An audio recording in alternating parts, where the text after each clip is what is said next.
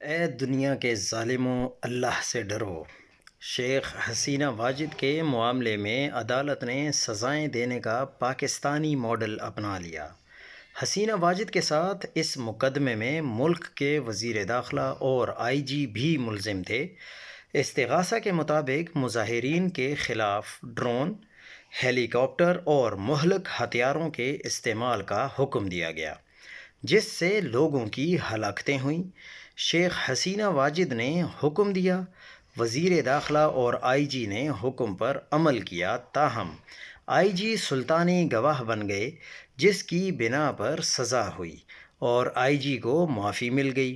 3 الزامات میں سے 2 پر سزائے موت اور 1 میں عمر قید کی سزا سنائی گئی ہے۔